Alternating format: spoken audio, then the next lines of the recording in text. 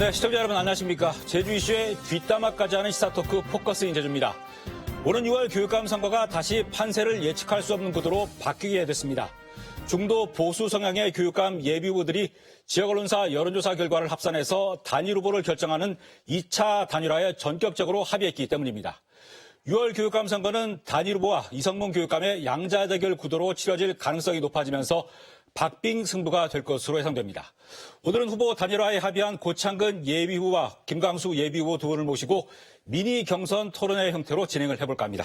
네, 오늘 진행 편의상 예비후보를 후보로 지정하겠습니다. 그리고 두 분의 자리는 미리 추첨을 통해서 정해졌고요. 예. 자, 고창근 후보는 8년 전에 그리고 김광수 후보는 4년 전에 교육감 선거에 출마하셨다가 아쉽게 다 낙선을 하셨습니다. 그래서 재도전을 하시는데 왜 다시 도전을 하시게 된 건지요? 예, 시청자 여러분 안녕하십니까? 사실 4년 전에 우리 김광수 후보님께서 도전에 성공했다면은 사실 저는 이번에 선거에 나오지 않았을런지도 모릅니다. 그런데 아시다시피 현 교육감이 8년 체제를 이렇게 돌아보면 기초 학력이 떨어진 것에서부터 시작해서 수능 성적이 이렇게 떨어졌고 또 학생 인권 조례를 만들면서 이 교권을 아주 약화시켰다고 저는 생각을 합니다. 현 교육감이 한 나이도 포기하지 않겠다는 그런 슬로건 속에서도 많은 학생들이 학교 밖으로 쫓겨났고 또 비만율이 전국을 웃돌고 있으며 수백 명이 학생들이 또 폭력에 이제 시달리고 있습니다. 또한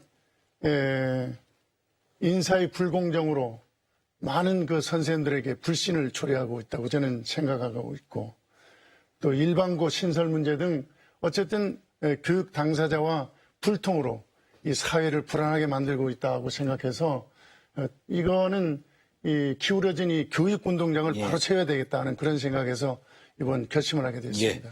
김광수 후보께서는 어떻게 해서 도전을 하시게 된 겁니까? 네, 안녕하십니까. 김광수 후보입니다. 8년 전이었죠. 교육위원 시절부터 현 이성문 교육감과 교육 정책이나 어떤 행정에 대한 많은 부분이 서로 반대되는 생각을 많이 갖게 됐었습니다.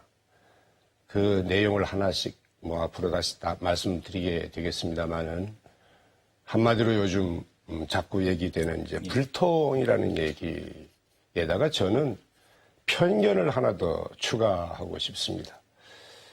당신 진영에 있는 사람들을 장학사로 데려온다든지 교장 교감으로 보낸다든지 하는 이런 부분 우리 교육에서 편견은 정말 어쩌면 불통보다 더 위험한 이러한 것입니다.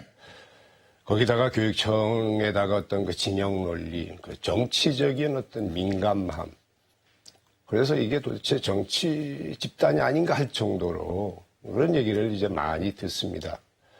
그거 이제 뿐만이 아니고 어떤 우리 도민들이 공정과 어떤 상식의 범위를 벗어나는 얘기들.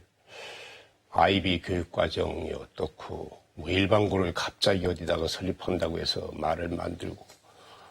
그러면서 저는 심지어 깜짝 놀란 것 중에 하나가 제주도 홈페이지, 교육청 홈페이지 자유 게시판을 닫았다는 얘기를 듣고 이게 과연 행정수반으로 맞는 얘기인지 사실 그런저런 모든 것이 제가 이 교육감이 되겠다는 신념을 굽히지 않은 원인이라고 생각합니다. 네, 알겠습니다. 두 분 말씀이 거의 비슷한 것 같습니다. 자, 그리고 이번 선거까지 포함해서 세 번째 교육감 선거가 보수와 진보의 대결 구도다 이렇게 얘기가 되고 있습니다. 두 후보께서는 보수 성향 후보로 분류되시는 거에 대해서는 어떻게 생각을 하시는지요? 김광수 후보께서는 보수 성향이십니까? 부정하고 싶지는 않습니다. 그렇지만 어떤 우리 교육에서 보수니 진보니 하고 이렇게 양분하는 것은 저는 찬성하지는 않습니다. 비록 제가 보수 성향이지만은 정책의 어떤 부분으로 들어가면 상당히 진보적인 부분도 있고 또 어떤 상식적인 선에서 교육은 사실 보수입니다. 그런 의미에서 저는 보수라는 저의 어떤 성향을 반대하지 않으면서도 항상 정책이나 어떤 행정 이런 부분에 대해서는 어떤 생각 등등에서는 매우 진보적인 부분이 없잖아 있다. 예, 알겠습니다. 고창근 후보께서는 어떠십니까? 비슷한 생각을 갖고 예. 있네요. 저도 뭐 평소에 이 초중등 교육에서는 보수와 진보를 이렇게 나누는 것이 예. 적절하지 않다. 평생 그렇게 생각을 합니다. 언론이나 또는 사회에서 보는 시각에서 보수나 진보를 이렇게 나누는 것이지 저 자신은 그렇게 교육에서 나누고 싶지 않은 것이 제 평소 생각입니다. 단지 이제 우리가 교육을 하는 데 있어서 우리 교육의 목표가 인성교육과 학력교육입니다. 사실은. 이런 학력교육을 우리가 어떻게 심어 나갈 것이냐에 우리가 집중해야 되고 이에 아울러서 우리 사회를 살아가는 어떤 도덕과 그다음에 어떤 공정 그리고 효의 가치를 어떻게 우리 아이들에게 키워나갈 것인가 하는 것에 우리가 중점을 두어야지 보수니 진보니 하는데 우리가 중점을 둬서는 안 된다 예. 하는 것이 제 평소 생각입니다. 예, 알겠습니다. 자, 그리고 두 분께서 예상을 깨고 훨씬 빨리 2차 단일화에 적극적으로 합의를 하셨습니다.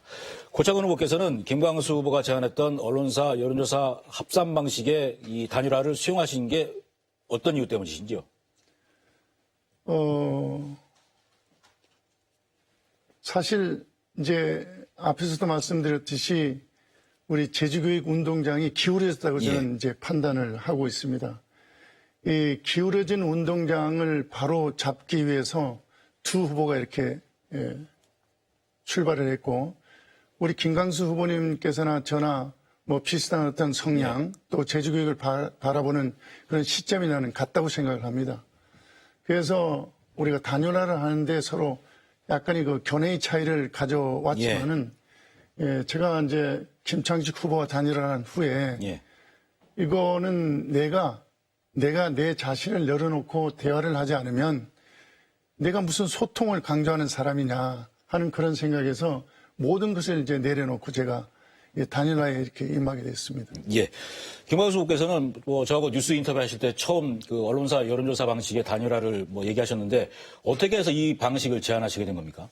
사실은 도민 100% 단일화를 처음부터 저는 주장해 왔습니다. 예.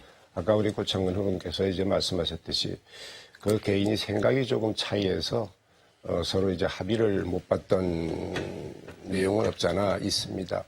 사실 그 때문에 저는 뭐 단일화를 반대하는 사람처럼 오해를 받기도 했습니다. 그러나 저는 처음부터 끝까지 단일화를 반대해보거나 이런 적은 없습니다. 단 방법에서 약간의 차이가 있었을 겁니다. 그래서 제주도민 그 100% 여론조사를 주장하다가 이거 계속 이것만 주장해서는 또 혹시 우리 고창근 후보가 또 이걸 받아들이지 않으면 난감해질 것 같아서 궁리하다가 그럼 똑같은 이제 뭐 같은 개념이지만 그래도 조금 내용은 상당히 엄청 차이가 있고 좀 편리하다고나 할까요? 그래서 그때 우리 그때 기자님하고 처음으로 제가 그 얘기를 살짝 건드린 건데 어떻게 이게 이렇게 이제 되게 된 겁니다. 그래서 저는 지금 참 그 환영하면서 다행이라고 생각을 하고 있습니다. 이게 뭐 두 분이 뭐 자비를 들여서 여론조사를 하시게 되면 비용도 들어가서 나중에 선거운동 하실 때 이게 비용 부담도 커지지 않습니까? 그래서 그럼요. 그런 효과가 있는 것 같고 공정성 문제도 있는 것 같고. 이게 언론사 여론조사를 합산해서 단일화하기로 하셨는데 구체적으로 어떻게 진행하실 계획이신지요? 뭐 이미 뭐 우리 두 분이서 그 언론 인터뷰를 통해서 밝혔듯이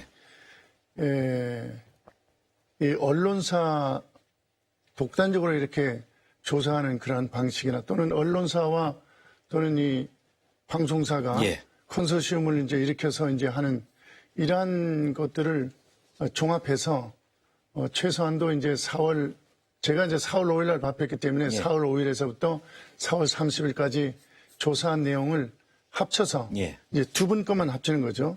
합쳐서 이제 조금이라도 높은 사람이 나가는 것으로 그 횟수는 2회도 좋고 3회도 좋고 그거는 나중에 실무진들이 알아서 이제 협의하면 될 것이 아닌가 저는 그렇게 생각을 하고 있습니다. 이 언론사 여론조사를 통해서 단일 후보를 결정했을 경우에 이 단일 후보 인지도를 끌어올리는 효과는 훨씬 클 거라고 보십니까? 그러면 어차피 단일화하는 목적이 선거운동입니다. 서로가 이렇게 얘기를 하면서 오늘도 그 일환이라고 저는 생각을 하고 있습니다. 그래서 이제 도민들이 관심을 가질 때 단일화가 이루어지면 최고지요, 그게. 그런데 지금 아까 말씀하셨던 것처럼 어제 어떤 기자분이 그런 얘기를 하더라고요. 언론사 그러면 어디 이렇게 그런 여론조사를 다 포함하느냐고 하길래 그렇지 않다고 했습니다. 그래도 이제 그 컨소시엄 된 좀 이렇게 굵직한 우리 동상 네 개더라고요 보니까 네 개던데 뭐 우리 고위부께서 2개 이상 했으니까 2개도 좋고 3개도 좋고 4개도 좋습니다. 그래서 뭐 4월 말까지 안 되면 하나밖에 안 되면 또 5월로 약간 넘어갈 수도 있는 거 아니겠어요? 그래서 5월까지 5월 초까지 갈 수밖에 없을 수 있어요. 그래서 최소한 2개는 채워야 될 것 같아서 그렇게 해서 아마 그거는 도민들이 걱정 안 하셔도 되게끔 이제 될 겁니다. 그리고 이 지역 언론사 여론조사가 거의 대부분 그 정당 이 경선이 끝나는 게 4월 말이다 보니까 이달 말이나 다음 달 초에 나오게 됩니다. 그래서 남은 기간 동안에 두 분이 진짜 당내 경선 못지않은 선거운동을 하시게 될 텐데 어떻게 유권자들을 만나실 계획이십니까? 뭐 우리 김 후보하고 자주 만납니다. 자주 만나는데 사실 코로나 상황이 심각하잖아요. 지금도. 그럼으로 인해서 이제 모든 경로당이 이제 문을 닫은 이런 상황이고 그다음에 모든 행사가 지금 비대면으로 많이 이루어지고 있습니다. 그러다 보니까 정말 우리 두 후보가 이삭 줍는 그런 마음으로 이렇게 다니고 있습니다. 그렇다고 해서 가만히 앉아 있을 수는 없고요. 여러 가지 방법을 동원해서 도민들에게 홍보할 수 있는 그러한 그 기회를 가지려고 노력하고 있습니다. SNS도 열심히 하시는데 보니까. 김광수 후보께서는 어떻게 유권자 만나실 계획이신지? 발로 뛰는 겁니다. 다행스럽게 이제 단일화 방식 결정되고 이러니까 그리고 고창근 후보하고 가끔 만나는데 과거의 생각이 좀 달랐을 때는 좀 서먹서먹했습니다. 근데 지금은 웃으면서 만날 수 있게 된 것 같습니다. 어떻든 제주도 구석구석을 그나마 열심히 이제 어떤 그 광수 생각 전달을 하려고 애쓸 수밖에 뭐 달리 방법이 있겠습니까? 그리고 단일 후보가 결정된 이후에 이 단일 후보, 이 후보 단일화 효과를 키우려면은 이 탈락하신 후보가 원팀이 돼서 같이 선거운동을 하셔야 된다고 저는 생각을 하거든요. 이 단일화 이후에 행보에 대해서, 탈락하신 후보의 행보에 대해서도 뭐 협의를 하고 계신지요? 아니면 생각을 갖고 계신지요? 저는 아직 이제 협의는 오늘 사실은 서로 이제 발표하고 수용하고 하는 관계에서 처음 만난 겁니다. 그래서 앞으로 시간이 좀 만나는 시간은 있으니까 그래서 만나서 얘기해도 좋고 뭐 대리인을 세워서 얘기해도 좋고 저는 다 이제 괜찮습니다. 원팀으로 같이 어떻게 당연히 원팀 생각을 해야지요. 물론 이제 그런 부분이 쉽지는 않을 겁니다만은 그래도 단일화 목적이 어떻게 보면 원팀에 있다고 봅니다. 그래서 아까도 말했습니다만은 이제 더 이상 8년이면 충분합니다. 제주 교육의 미래의 어떤 그 혼선이 이걸 정리시켜서 이번에는 그야말로 상식적인 공정한 제주 교육 정책이 되기 위해서는 바꿔야 되는 거거든요. 목적이 거기에 있으니까 아마 우리 고창근 후보도 저와 같은 생각을 하고 있지 않나 생각을 합니다. 어떻게 하실 생각이신지요? 당연한 얘기죠. 당연한 얘기고 아까 우리 김 후보께서 말씀했듯이 이제 현 교육감이 8년 체제에는 다 드러났습니다. 그래서 많은 도민들이 이제 단일화해서 서로 합심해서 이렇게 바꾸라는 제주 교육의 틀을 변화시키라는 그런 명령이 나는 있다고 생각을 합니다. 그래서 어느 후보가 선정이 되든 간에 둘이가 힘을 합쳐야 된다. 내용적으로 가서는 쉽지는 않을 겁니다, 아마. 저도 경험을 해봐서 잘 알겠는데 쉽지는 않지만 그래도 우리가 틀을 바꾸기 위해서 우리가 단일화를 하는 거기 때문에 서로 노력해서 도와야 되지 않을까 그런 생각을 합니다. 두 분께서 계속 지난 8년간 제주교육이 비틀어지고 균형감을 상실했다. 그래서 그걸 바로잡기 위해서 출발하셨다고 계속 말씀을 하시는데 이성문 교육감 체제 8년간 제주교육에 대체 어떤 문제들이 나타난 겁니까? 뭐 여러 가지가 있죠. 제가 제일 크게 생각하는 것은 현 교육감이 8년 체제에서 일어나는 것이 기착력이 떨어진 것이 가장 큰 문제입니다. 그러므로 인해서 실질적으로 수능 성적이 떨어졌습니다, 지금. 그 다음에 모든 사람이 알듯이 인사의 불공정입니다. 정의롭지 못한 그런 인사를 통해서 많은 그 열심히 하는 그런 선생님들에게 실망감을 많이 안겨줬다 하는 그런 생각. 그리고 국제학교에 대한 부정적 시각. 국제학교는 정말 앞으로 미래에 제주도의 큰 자산으로 그 학생들이 나타날 건데 이런 국제학교를 잘 활용해서 우리 공교육을 높일 생각을 해야 되는데 이런 생각을 망가뜨리고 있다는 이런 것들이 너무 아쉽다는 생각이 듭니다. 예. 김광수 후보께서는 뭐 이 이외에 또 다른 어떤 문제점이 있다면 어떤 게 있으시죠? 많죠. 예. 이제 아까도 말씀드렸잖습니다. 예. 진영 논리에 입각해서 교육청이 어떤 그 정치적인데 너무 예민하다는 거죠. 예. 예를 들어 중앙 정치에서 무슨 얘기하면 즉각 반응하는. 이게 사실 별로 바람직하지 않은 겁니다. 지방 교육에서는. 거기다가 요즘 교실을 뭐 듣는 얘기입니다만 선생님들이 자는 애를 깨울 수가 없는 거예요. 이제. 이게 어디서 이런 이게 사실은 교육감이 책임져야 되는 겁니다. 제가 그래서 심지어는 깨어있는 교실이라는 슬로건을 만들었습니다. 예, 아이들이 깨어 있어야 될 거 아닙니까? 일단 수업을 하려면 아이들이 깨어 있으면 학교가 좀 왁자지껄하고 그런 왁자지껄한 학교를 교육청이 지원하고 이런 게 이제 우리가 뭐 과거의 어떤 우리 제주교육, 미래의 제주교육도 마찬가지입니다. 그러나 현 교육 현실은 예. 그렇지 못하다는 거죠. 어떻게 보면 반임에 가까운 교육을 하고 있다. 예. 이게 제가 이제 불만인 겁니다. 예. 아까도 말씀드렸습니다만은 이외에 뭐 청소년 문제, 기초학력 문제, 뭐 심지어는 뭐 학교 안전 문제까지도 뭐 실습 문제, 뭐 한두 가지 말씀드릴 한두 가지가 아닙니다. 스포츠 문제까지 지금 뭐 예. 보고 있습니다. 알겠습니다. 예. 자, 그리고 이성문 교육감 2기, 이제 8년째 임기가 되는 2기 체제에서 집중해 온 게 IB 교육입니다. 그래서 네. 지금 IB 교육 과정을 운영하는 학교도 계속 늘려가고 있는데 이 IB 교육에 대해서는 어떻게 평가를 하십니까? 제가 먼저 말씀. 예, 맞습니다. 예.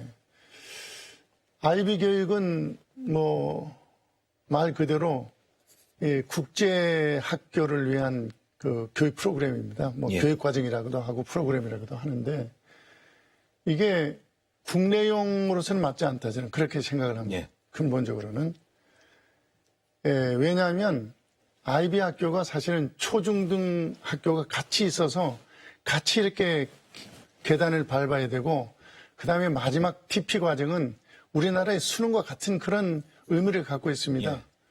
그런데 이 국내용 이 IB로는 적절하지 않다. 특히 TP 과정을 이제 수행하는 표성고등학교 학생들에게는 많은 그런 부정적 영향을 줄 것이다. 저는 그렇게 생각을 합니다. 현재 국내 대학 입시랑 안 맞는 예, 거죠. 국내 대학 입시와 전혀 맞지 않습니다. 그리고 이 IB가 본래 영어로 도입을 해야 됩니다. 예. 기본적으로. 왜냐하면 국제형이기 때문에. 근데 한국어로 도입해서 우리가 TP 과정을 요구하는 대학교가 없습니다, 지금. 예, 그래서 전부 다 이 수시 중에서도 그 학종으로 들어가야 되는데, 예, 학생부 종합전형입니다. 이 학종으로 들어가야 되는데, 이 학종에 의해서 들어가는 퍼센테이지가 약 정확하진 않지만 약 40%밖에 안 됩니다. 그러면 60%는 근본적으로 학생들이 대학교 갈 수 있는 기회를 박탈당하는 겁니다. 예. 이런 문제가 있는데 예. 이걸 추진한다는 것은 정말 문제가 있다. 예. 저는 그렇게 생각을 하죠. 김광수 후보께서는 어떻게 보십니까? IB 과정. 교육기원 시절에 예. IB 교육과정의 장점인 소위 말하는 토론식 수업과 예. 서술형 평가 거기다가 이제 논술까지 이 부분에 대해서는 이성문 교육감과 제가 같은 생각을 가졌었습니다. 예. 하고 토론식 수업 얼마나 좋습니까? 그래서 그냥 IB 교육과정에 그런 게 있으니까 이런 부분만 빼서 우리 제주의 한국 교육과정에 우리 선생님들에게 강조할까라는 그런 생각을 했었죠. 이렇게 IB라고 해서 그 로열티 지불해가면서 예. 어느 학교에 갔다가 뭐 DP 과정 운운하면서 이제 걔네들 수시로 제주대학 간다 그러는데 제주대학에서 그런 적 없다고 대답했어요. 지금 아주 난감하게 되어 있습니다. 그만두려니 걔들 어떡합니까? 더 하려니 방법이 없습니다. 그래서 심지어 저는 그 학교에다가 우리 영어 교육들을 지원하자는 얘기까지 했습니다. 왜? 뭐 아마 내용을 보니까 두 과목을 영어 에세이 쳐야 되는 거예요. 그거 떨어지면 어떡해요, 그럼? 그거 떨어지면 아이비 화나만한 꼴이 돼버리는 거예요. 근데 얘들을 수시로 못 가면 그럼 걔네 대학 어떻게 갈 겁니까? 지금 와서 수능을 가르칠 수도 없어요, 이거를. 그 다음, 마지막으로 한 가지 더 내가 꼬집고 싶은 거는 아니, 도내에서 IB 교육과정을 운영한다고 하면서 국제 IB 교육과정을 제대로 운영하고 있는 학교가 국제학교에 세 학교나 있습니다. 예.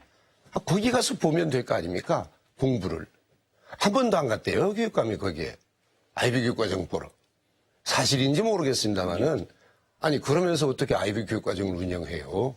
바로 옆에 있는데. 예. 거기를 활용하면은, 제가 정 아이비 교육과정 운영하고 싶으면, 제가 판단할 때는 외국어 고등학교에 거기에다가 적용하면 어떨까 하는 예. 생각을 한번 해봤습니다. 예. 물론 이것도 더 연구가 필요합니다. 예. 그냥 하는 게 아니고 제 혼자 그런 생각을 한번 해봤습니다. 예.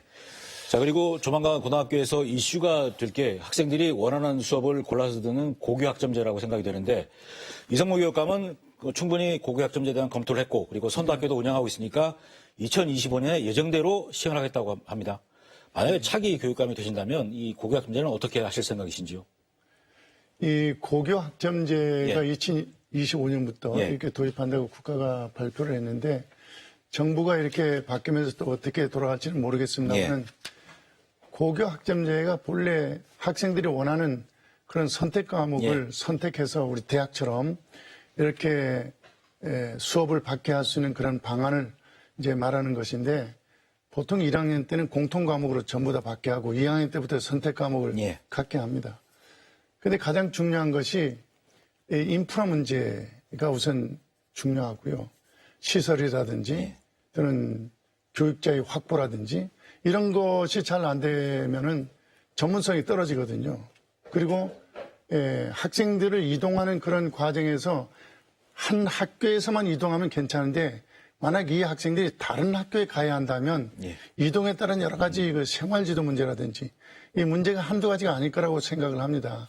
더 중요한 것은 전공한 교사가 잘 확보되지 않았을 때에 교육의 질적 수준이 떨어지는 문제. 그 다음에 대학교 입시에 유리한 과목에 몰리는 그런 집중 현상. 이런 것들을 어떻게 잘 해결하냐 하는 것들이 이 제도에 대한 어떤 성공과 실패의 관건이 달려있지 않나 이렇게 저는 생각을 하고 있습니다.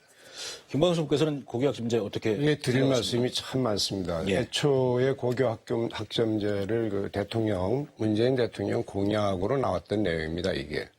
그래서 저는 정말 쌍손 들고 환영을 했습니다. 왜 그랬냐면 저는 평상시에 고등학생들이 공부하는 교과목이 너무 많다고 생각을 하는 사람입니다. 그런데 이 선택학점제, 학점을 선택하면서 교과목이 좀 줄어들지 않을 건가 하는 기대에서 사실을 환영은 해서 그러면 앞으로 국가에서 각 대학과 어떤 입시 과목도 좀 조절을 하고 고등학교에 이렇게 해서 학생들이 선택 과목을 좀 선택을 하게 되면 줄 수밖에 없으니까 의무적으로 모든 과목을 하는 게 아니지 않습니까? 그래서 참 괜찮겠다라는 생각을 해서 기대를 했는데 5년 내내 오다가 마지막 회에 와서 이렇게 시범학교 운운한데 어쨌든 시원치 못하게 흘러가고 있는 거였습니다. 내용을 보니까 이렇습니다. 지금 현재 그 선생님들 전공을 보더라도 어떤 교과목 선생님은 수업 시수가 모자라서 문제가 생기고 어떤 데는 어떤 교과목은 선생님이 모자라서 문제가 생기고 또 대학 입시에는 대학은 대학대로 당신의 입시 방법을 고수하고 예를 들어서 수능을 몇 프로 할 거냐 이걸 그대로 고수하고 있지 않습니까? 그래서는 이 고교학점제는 실천할 수가 없습니다. 여기에다가 이번 대통령 선거 과정에서 지금 당선인의 공약은 이거를 원상태로 돌리겠다, 그냥 원점화하겠다 하는 얘기를 저는 알고 있습니다. 이렇게 되면 결국 고교학점제라고 하는 거는 붕 뜨고 말리는 것입니다. 이건 저도 중앙정부에서 어떻게 처리하는지 새 정부에서 차례 보면서 적응해야 될 게 맞지 않은가. 몇 년도에 어떻게 하겠다 했는데 그 사람들이 끝나는데 어떻게 해요, 그거를. 알겠습니다. 그리고 문제는 아까도 말씀드렸습니다만은 고교학점제가 성공하려면 대학이 동의를 해야 합니다. 우리나라 고등학교 입시는 이걸 명심해야 될 것 같습니다. 고등학교 얘기가 나와서 지금 고입선발 시험이 폐지되고 내신 성적만으로 고입 전형이 이루어지다 보니까 물론 입시 부담이 줄었다는 얘기도 있지만 학력자 얘기도 말씀하셨는데 그 우려가 또 있거든요. 혹시 고입선발 시험 부활을 포함한 고입 전형 조정에 대해서 생각도 혹시 갖고 계십니까? 저는 고려하겠습니다. 고입선발 시험 부활을 하지요? 왜냐하면 제주도 그 고입 선발과 내신은 거의 이렇게 반복되는 서클처럼 돌아왔습니다. 100% 내신이었다가 과거에도 있었습니다. 거기다가 30을 시험, 70을 내신, 그 다음은 40, 60, 그 다음 50대 50을 해서 쭉 오다가 최근에 다시 또 내신. 두고 50시간 반드시 또 서클처럼 돌아가게 되어 있습니다. 따라서 이걸 딱 닫아서 안 된다 할 수는 없는 문제입니다. 이게 문제가 있다면 다시 뭐 시험 쳐서 애들 공부 좀 시키고 그래야 되는 거지요. 그리고 아까 우리 고업도 말씀했습니다만은 더더군다나 그 기초학력, 어떤 그 기본 학력이 지금 확인이 안 된 마당에 그 내신까지 어떤 그 고입 시험까지 없어진 이런 상황이니까 불안해하는 학부모가 꽤 있더라고요. 이거 이제 생각을 좀 해야 되는 겁니다. 네, 알겠습니다. 고창원 후보께서는 어떻게 생각하십니까? 이 고입 전형 변화에 대해서. 제가 다녀보니까요. 이 고입 선발고사 부활에 대해서 호불호가 있습니다. 좋아하는 사람도 있고 또 뭐 아이들 또 뭐 시험 지옥으로 이렇게 넣으려고 하냐 하는 그런 부정적 시각을 갖는 그런 학부모님들도 있습니다. 가장 중요한 문제는 제주 학생들이 어떤 그 학력을 높일 수 있는 방안이 뭘까? 이게 시험 제도를 통해서 높여야 되는데 그러려면 연합고사 부활이라든지 아니면은 다른 형태의 시험을 통해서 이제 올려야 된다. 저는 연합고사 부활은 우리 아까 김 후보님께서도 이야기했지만은 그 이해 당사자들과 많은 논의가 필요하다. 저는 그렇게 생각을 하고요. 그 논의에서 필요성이 우대가 되면 저는 도입을 하겠습니다. 그 이전에 기초기본학력을 부활할 수 있는 제주형 기초기본학습 평가를 반드시 실시하겠습니다. 그래서 지금 현재 초등학교에서부터 중학교 1학년까지는 시험을 없애버렸습니다. 없애버려서 객관적인 어떤 학생들이 성적을 평가할 수 있는 그런 기본 자료가 없습니다, 지금. 그래서 제가 만약에 교육감에 당선이 되면 우리가 단일 후보가 돼서 당선이 되면 이 학생들이 재학년에 맞는 그런 기초기본 학습을 평가해서 그에 떨어지는 학생들을 끌어올리겠다. 그리고 지금 현재 기초학습에 대한 그 기준이 마지노선이 20%인데 20%의 마지노선은 우리가 있을 수가 없습니다. 그래서 저는 그 퍼센테이지도 한 50%로 이렇게 올리고 기초 기본학습을 높이는 그러한 제도를 시행하겠다. 이런 생각을 하고 있습니다. 알겠습니다. 뭐 고등학교 얘기가 나온 김에 하나 더. 이선봉 교육감이 지난해 10월에 제주고등학교 유부지에 35년 만에 1번계 고등학교를 신설하겠다는 계획을 발표했다가 상당히 시끄럽지 않습니까? 뭐 의견 수렴 없이 하다가 뒤늦게 토론회 열려다가 또 제주고 동문들 반발 때문에 무산되기도 했는데 이 일반고 신설 문제는 어떻게 해결이 돼야 된다고 보십니까? 사실 저는 그때 그 얘기를 보면서 언론지상에서 봤습니다만 아주 그냥 전형적인 불통의 한 예라고 저는 생각을 했습니다. 그래도 고등학교를 어떻게 하겠다, 설립을 하겠다 뭐 등등 하려면은 최소한도로 그래도 한 1, 2년 전에 이렇게 준비를 했어야 되는 겁니다. 제주도에 교육위원회 의회도 있고요. 그다음 어떤 학교에다가 또 학교 부지에다가 설립을 한다고 했으면 당연히 그 학교에 어떤 그 교육 공동체, 뭐 동창회도 있고 동문회도 있고 등등. 그다음 지역에 또 얘기를 해야 됩니다. 지역에도 어떻게 좋겠느냐 한 얘기. 이런 과정에서 어떤 자기 생각을 설명하고 또 자기가 생각 못했던 내용들이 나오면 받아들이고 이게 뭐 전형적인 소통입니다, 이게. 그 소통이 모자랐기 때문에 그 많은 시간도 아까웠고 아주 그 불통이라는 욕을 먹어가면서 그 난리가 있었지 않습니까? 노영 신제주권에 일반고라고 표현을 하지 말고 저는 우선 여중여고가 더 필요하다고 생각을 합니다. 이 문제가 먼저 해결이 돼야 돼요. 왜냐하면 옛날에 우리 지금 구도심권 등등 하면서 학교 배치가 어떻게 이제 과학적으로 할 수가 없는 거예요. 왜? 어디가 세도시가 일었을지 어떻게 합니까, 이게. 그래서 하다 보니까 특히 또 사학들이 있고 하다 보니까 약간 불균형 되어 있습니다, 학교 배치가. 때문에 아이들은 통학거리 문제가 생기게 되어 있고요. 이 문제를 해결하기 위해서 노영 우리 연동 지역에 여중여고 처리부터 해놓고 그리고 일반고 고민을 우리가 해야 한다 하는 게 이게 이제 순서. 알겠습니다. 고창원 후보께서는 이 문제에 대해서 어떻게 생각을 하셨는지요? 저도 뭐 비슷한 생각입니다만은 제주고의 문제를 보면서 참 그 전에도 그런 생각을 많이 했는데 이 현 교육감이 참 불통한 사람이다 하는 걸 느꼈습니다. 어떤 큰 계획을 수립하려면은 그 밑바닥부터 차근차근 이렇게 스텝 바이 스텝으로 이제 올라가야 된다고 생각하는데 제가 이 문제가 불거져서 도대체 어디에 지으려고 하나 해서 제주고등학교를 방문했습니다. 예. 방문해서 그 관계자 되시는 선생님과 한번 그 부지를 한번 좀 안내해 줄 수 있느냐 해서 양해를 구하고 한번 부지를 한 바퀴 쫙 돌았습니다. 돌아서 보는데 그 도시계획 도로가 예. 바로 학교 앞으로 그냥 딱 잘라져서 나가는 거예요. 그래서 이거는 우리 교육운동장을 자르는 거나 마찬가지라서 이건 좀 문제가 있다라는 생각을 하면서 돌아왔는데 아까 우리 김 후보께서 말씀하신 것처럼 이 이해 당사자들이 동문회하고 학교하고 학부모하고 학생하고 지역 주민들 아닙니까? 이 사람들하고 사전에 충분한 그러한 그 대화를 통해서 이거를 해결의 실마리를 찾고 이렇게 해야 되는데 무조건 포퓰리즘 정책처럼 발표를 하고 나서 이제 해결하려니까 이게 도민사회의 불안을 초래하는 것이다 이렇게 생각을 합니다. 그래서 저는 이 필요성은 우리 그 제주고를 우리가 중심으로 해서 여러 가지 방안이 나는 있다고 생각합니다.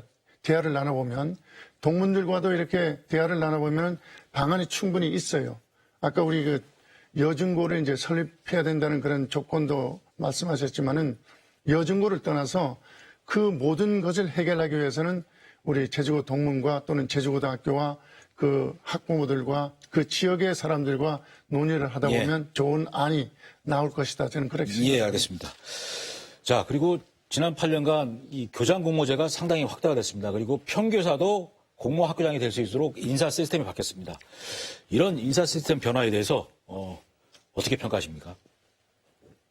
교장 공모제는 이제 뭐 초부형에서부터 내부형, 개방형 이렇게 있습니다만 문제는 내부형에 지난 우리 김 후보도 이제 그 인사팀에 있어서 잘 알 겁니다만은 15년 이상 되는 평교사를 갑자기 이제 자격 없는 사람들을 이렇게 교장으로 이렇게 발탁함으로 인해서 교육에 많은 혼란을 가져왔죠.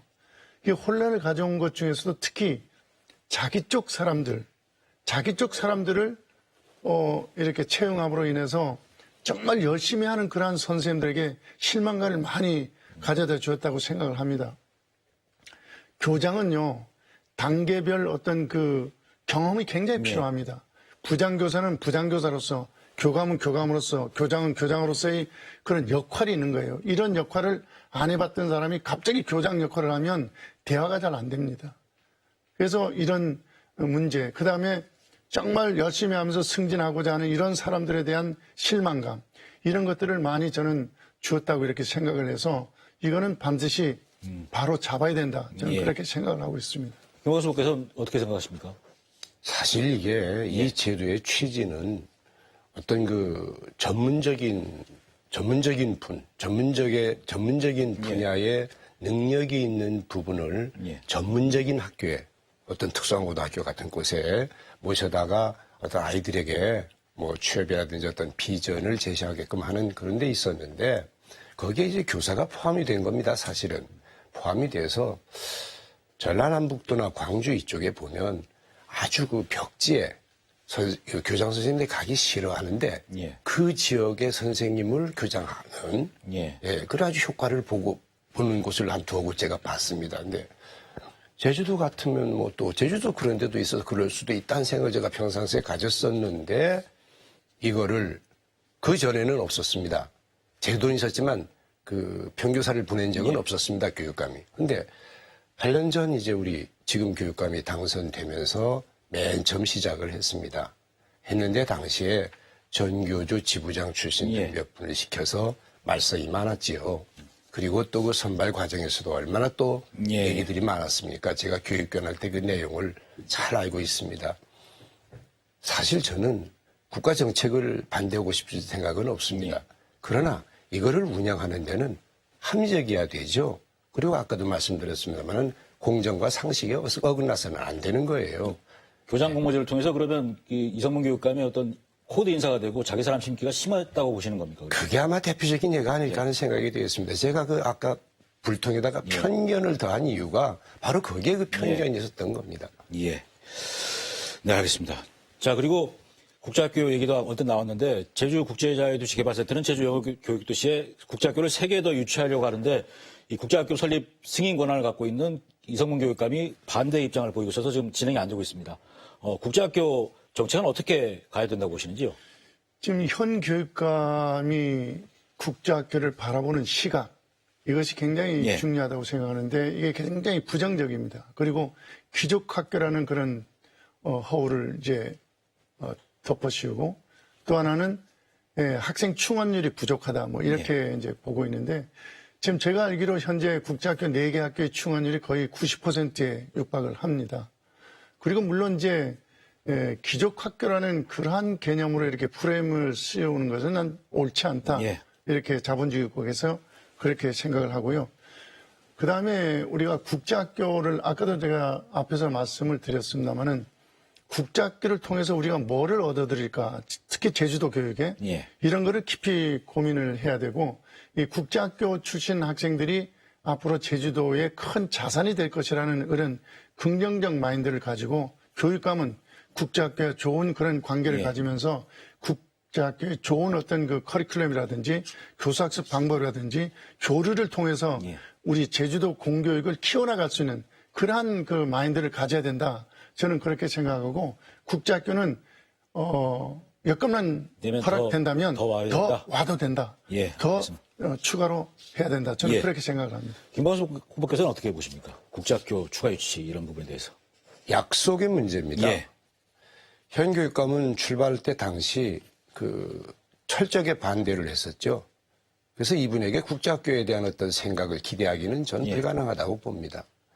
그래서 그저 아이비 교육과정 방문도 않고 그렇지 않습니까? 근데 국제학교의 약속이 뭡니까? 최초의 JDC에서의 약속이 예. 7개 학교였습니다. 그 7개 학교가 들어왔을 때 지금 그 국제자유도시, 예. 영어교육도시가 그나마 형성이 되는 겁니다. 지금은 중간쯤 가 있는 상태입니다. 이거 완성이 돼야 됩니다. 저는 그렇게 그 완성돼야 되기 때문에. 왜냐하면 지금 와서 포기할 수는 없지 않습니까? 안 하려면 처음부터 하지 않았어야지. 그럼 어떻게 되고, 이건 말이 안 되는 겁니다. 예. 그래서 저는 약속은 지켜져야 된다라는 전제를 하면서, 물론 그 세부적인 내용들이 있습니다. 지금 학급 증서를 요구하는 현 국제학교도 있고, 새로 들어오고 싶어 하는 국제학교도 있고 등등. 예. 교육감이 이거에다 뭐 제동을 걸 이유는 하나도 없죠. 저는 그렇게 생각을 하면서 예. 국제학교에 몇 번 이제 학교도 방문했었고 지역 주민들도 많아서 얘기도 하고 하는 과정에서 저는 이걸 하나 느꼈습니다. 이게 만약 7개 정도 학교가 국제학교가 들어와서 활성화가 돼서 영어교육도시 규모가 어느 정도 커지면 거기에다가 우리 제주도의 학교, 예. 초, 중학교 정도를 설립 가능합니다. 왜냐하면 거기 사는 모든 학생들이 다 국제학교에 다니는 건 아니기 때문입니다. 예. 그럼 거기서 설립해놓고 설립한 학교를 자연적으로, 자동적으로 국제학교 수도를 만들 수가 있습니다. 거기서는. 예. 그럼 거기서 이제 우리 제주도 아이들이 정말 거저 예. 공부할 수 있는 그런 이제 기회가 난 얼마든지 있다고 보거든요. 이걸 활용하면. 물론 미래의 얘기입니다만 그렇게 어떤 이걸 활용할 궁리를 해야지 이제 와서 만약 그거를 이제 동의도 않고 그냥 뻐기고 있다면 예. 그럼 거기 뭐 어떻게 그냥 도시가 되다 말 거 아닙니까? 예. 이 보통 문제가 아니지 예, 않습니까? 알겠습니다. 그래서 저는 반대한다는 건 정말 심각한 얘기라고 생각합니다. 자, 그리고 제주도 교육청에서 거의 매주 이 학교 비정규직 처우 개선을 요구하는 시위, 집회가 이어지고 있습니다. 학교 비정규직 처우 개선을 위한 어떤 해법을 혹시 갖고 계신 게 있으신지요? 장관 후보께서는. 네, 교육감이 되신다면. 예. 피정규직에 대한 문제는 여러 가지가 있겠죠. 예. 물론 그분들이 이제 주장하는 여러 가지 지금도 이제 그 교육청 마당에서 그 시위 천막을 쳐놓고 이제 하고 있는 것을 한번 저도 들여다봤습니다만은 선생님들이 할 수 있는 그런 그 어떤 업무와 그 다음에 이제 행정직 선생님들이 할 수 있는 업무에 대한 그런 충돌 여부 이런 것에 대한 그래 해결책 그 다음에 비정규직을 정규직화시키는 그런 문제 이런 것도 우리가 학생 청년들이 일자리 창출이라든지 또는 청년들이 취업을 하기 위해서 대기해 있는 그런 상황이라든지 이런 것들을 전부 이렇게 감안해서 생각하면은 여러 가지 유불리가 있을 거라고 생각을 합니다. 그런 것 또한 우리가 잘 들여다보고 서로 이제 대화를 통해서 접점을 찾아갈 수 있으면 좋겠다 하는 그런 생각을 하고요. 지금 우리 선생님과 이 행정직 이 관계에 있어서의 업무 이관 관계도 서로 앉아서 논의하면 충분히 나는 해결점이 나올 수 있다고 저는 생각을 합니다.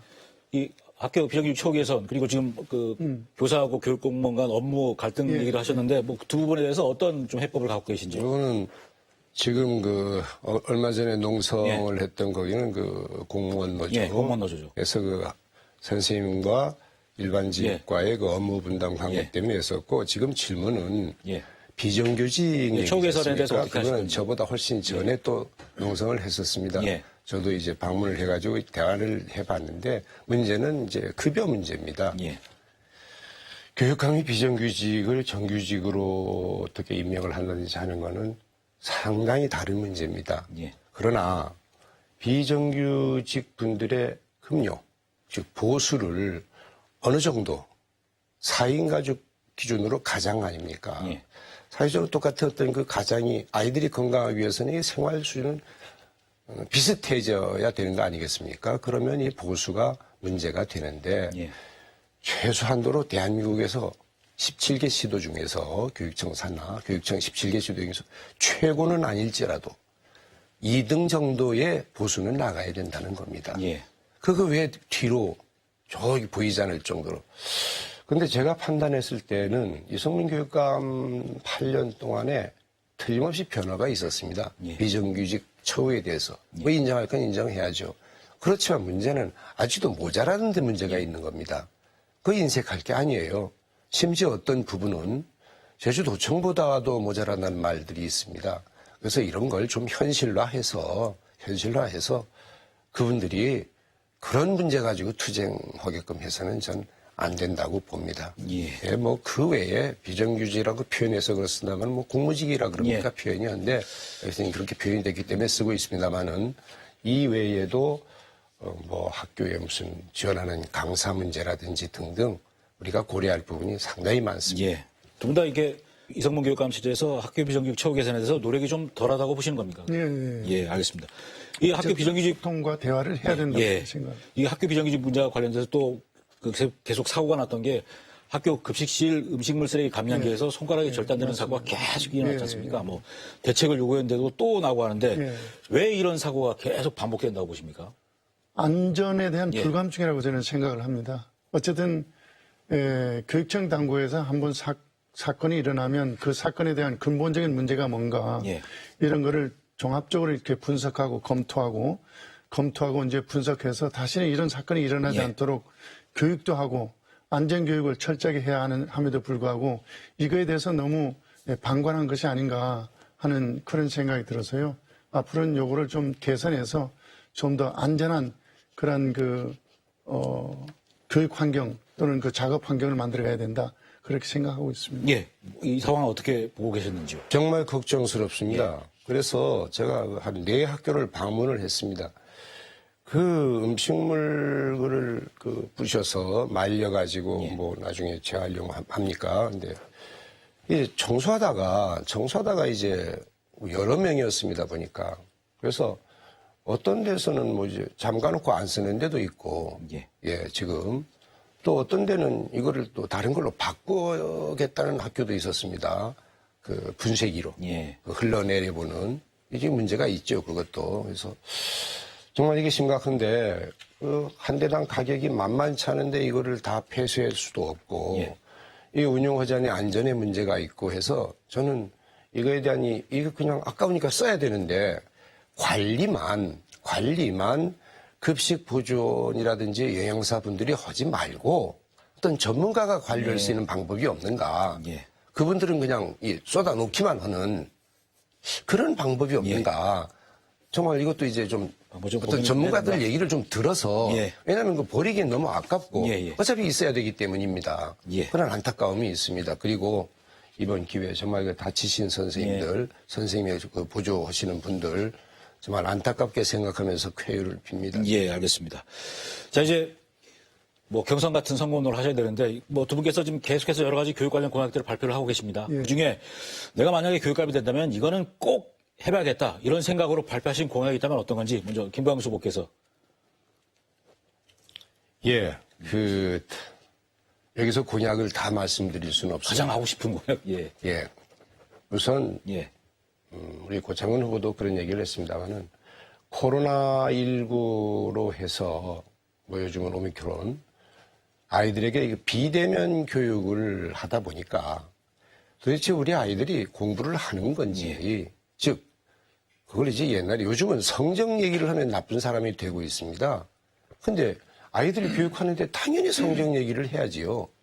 교육에서 성적 없으면 어떻게 교육입니까? 저는 그렇게 생각을 해서 이 비대면 교육에서 오는 아이들이 기초 기본 학력이 어느 정도일까?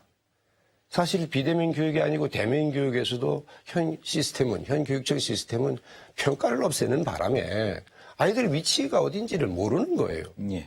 이 선생님이 아이들을 가르칠 때 가장 중요한 부분이 이걸 알아야 됩니다. 그래야 수업을 할 거 아닙니까? 그냥 그거 모르고 그냥 나 할 수업만 하고 나온다? 그거는 모르겠습니다. 대학쯤에서는 그렇게 할지 모르지만은 유초중고에서는 그러면 안 되는 거지요. 그래서 제가 이제 가장 대표적으로 생각해야 될 게 많습니다만은 우선 학력에 관련된 공약. 예. 학력에 또 앞서서 우리 아이들의 인성에 관련된 공약. 그리고 요즘 가장 대두되고 있는 안전입니다. 등하교에서부터 학교 생활, 급식 문제까지 예. 이런 안전. 예. 그다음 비만을 포함한 아이들이 건강. 여기다가 추가한다면 미래의 어떤 4차 산업혁명에 대비한 이러한 교육. 그리고 우리 제주인으로서 제주도의 어떤 정체성 문제. 뭐 예를 들어서 4.3, 제주 사투리, 우리 제주어, 그리고 제주의 생태 환경 등등을 포함한 겁니다.